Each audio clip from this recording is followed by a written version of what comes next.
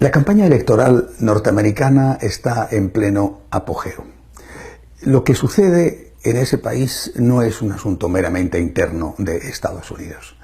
Es algo que de una forma o de otra va a repercutir en todo el mundo, por algo es la primera potencia mundial.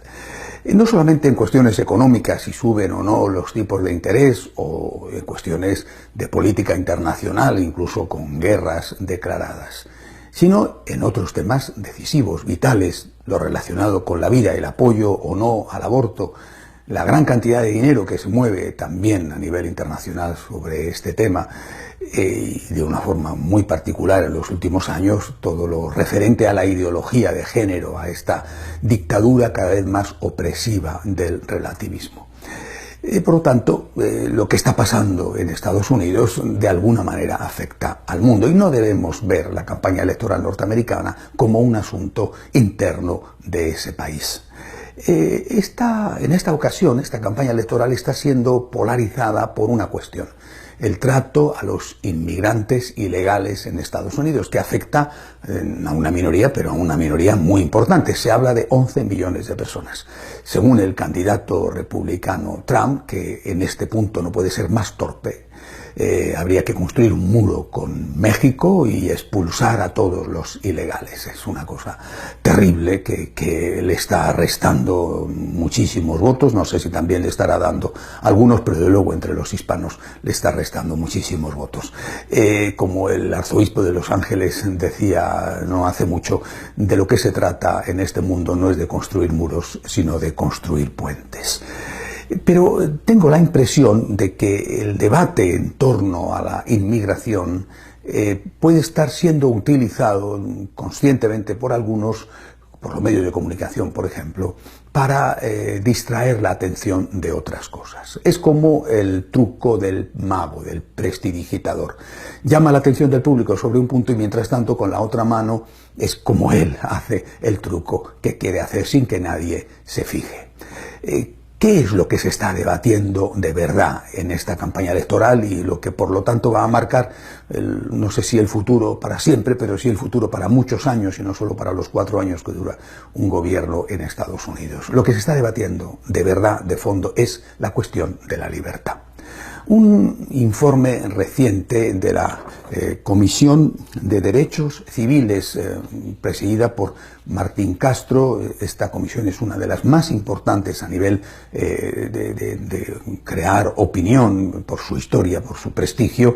El presidente de la comisión, en este caso Martín Castro, ha sido nombrado por el presidente Obama, es decir, es una comisión que está en estrecho contacto con el gobierno que manda.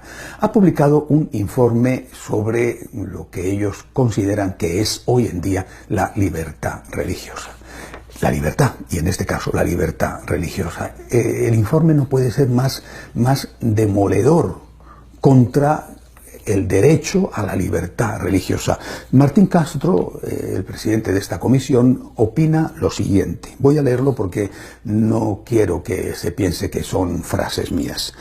Dice que la libertad religiosa es un concepto hipócrita, sinónimo de discriminación, intolerancia, racismo, sexismo, homofobia, islamofobia, supremacía cristiana y cualquier otra forma de intolerancia. Es decir, nada menos que la comisión que tiene la obligación de velar por los derechos civiles en Estados Unidos, que está recomendando que se suprima la libertad religiosa, por lo menos tal y como ahora la hemos entendido. Es decir, que se suprima todo intento de disentir públicamente. Después vendrá el disentir incluso privadamente dentro de los propios templos, disentir públicamente de todo lo que el gobierno decida. Se ha acabado así, tajantemente, la libertad de expresión. Esto es una cuestión de Obama, es una cuestión de este señor Martín Castro, esto es lo que opina la candidata Clinton también. Voy a volver a leer en este caso unas frases de Clinton referentes al tema del aborto. Dice, nada menos que esto: los códigos culturales, los credos religiosos y los prejuicios estructurales profundamente enraizados deberán ser cambiados. Y añade, los gobiernos deben emplear sus recursos coercitivos para redefinir los dogmas religiosos tradicionales. La futura, dicen que más probable presidenta de Estados Unidos, la señora Clinton, está diciendo ya antes de ser elegida presidenta, por tanto en su propia campaña electoral, que el gobierno tiene que emplear sus recursos coercitivos. ¿Qué son recursos coercitivos? ¿Presión? ¿Miedo? ¿Cárcel? ¿Leyes que impidan la expresión pública?